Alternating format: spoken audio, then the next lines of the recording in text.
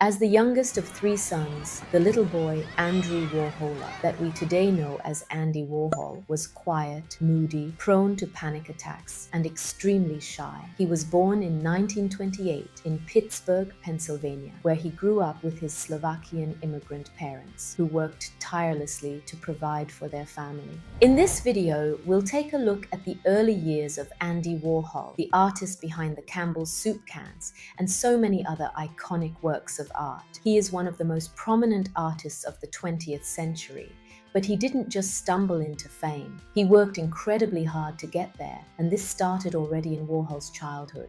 Even as a child, Andy stood out. In grade school, Andy once refused to return to class after being slapped by a female classmate. His mother, Julia, who doted on him and was basically addicted on how dependent he was on her, immediately pulled him out of school, keeping him home for the next 2 years, reinforcing his shy and insecure nature.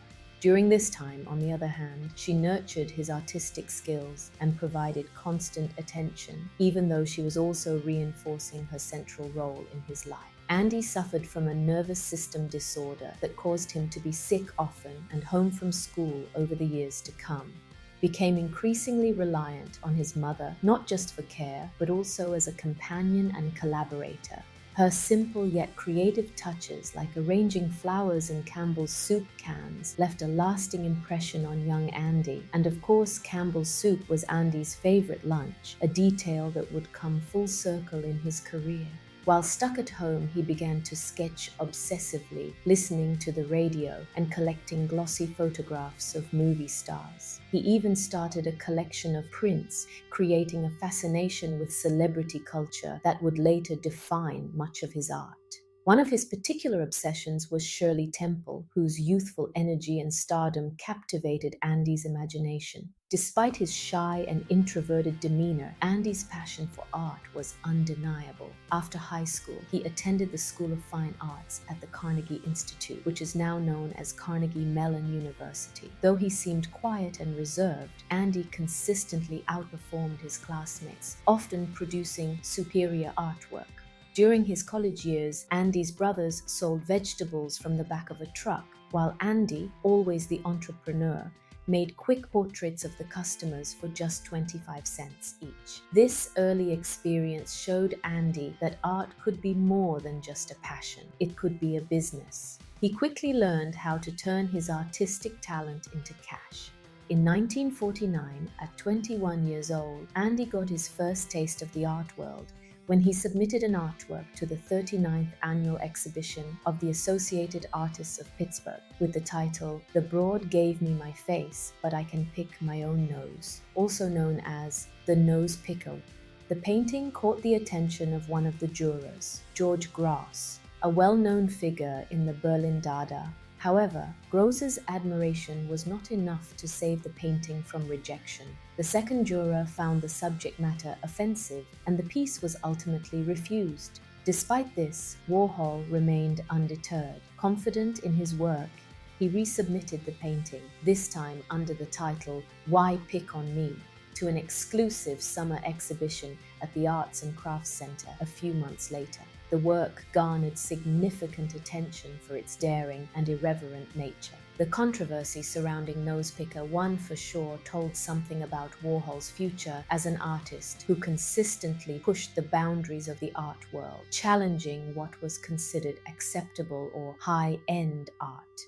Shortly before graduating that same year, Andy considered becoming a high school art teacher. In fact, he even applied for a teaching job in Indiana, but he didn't get it. This moment, however, became a pivotal turning point in his life. Instead of staying in Pennsylvania, Andy's friend Philip Pearlstein convinced him to take a leap and move to New York City. Andy arrived in New York City the same year, full of ambition and ready to make his mark. On just his second day in the city, he landed a commission for Glamour magazine. When asked what he could draw, Andy confidently responded, "I can draw anything." That response set the tone for his future as a commercial artist. It was during this time that Andy made a slight adjustment to his name. After a magazine article, he misspelled his last name, dropping the A from Warhola. Andy decided to keep the new version, Warhol. And just like that, Andy Warhol, as we know him, was born. Andy's career as a commercial artist took off rapidly. He became one of the most sought-after illustrators in New York, with top-tier magazines like Glamour, Vogue, and Vanity Fair competing for his distinctive designs. His days were spent meeting clients, while his nights were dedicated to sketching, constantly refining his blotted line technique, a style that would become synonymous with his early work. As Andy's career flourished, his personal life remained closely tied to his family. In the mid-1950s, just a few years after he moved to New York and before he even turned 30, his mother, Julia, moved into his basement apartment on 75th Street and later into his townhouse on Lexington Avenue. For the next 20 years, she lived with him, acting as his confidant, caretaker, and occasional collaborator. The two shared a love for cats, often keeping several of them in the house, perhaps too many, according to friends, who noted that the apartment frequently smelled. The mother-son duo remained inseparable until her death, 1972. Andy was doing so well that he decided to take things to the next level. He started Andy Warhol Enterprises Incorporated, formalizing his role as both an artist and a businessman. However, the fashion world he was so involved in is always shifting, and it began to move in a new direction. Andy's business empire began to falter. He found himself scrambling for more commissions to maintain his lavish lifestyle. Artists like Jasper Johns and Robert Rauschenberg were gaining recognition. Andy saw an opportunity to redefine himself, not just as a commercial illustrator, but to become a serious artist. Determined to make a name in the fine art world, Andy's goal was to exhibit at the prestigious Leo Castelli Gallery. However, his early exhibitions were held at Serendipity 3, a quirky restaurant that doubled as his favorite spot for hot chocolate. Warhol became a commercial artist by day and a pop art painter by night, experimenting with themes of mass production, advertising, and consumer culture. However, his real breakthrough came after he created two Coke bottle paintings, one abstract, the other with clean lines.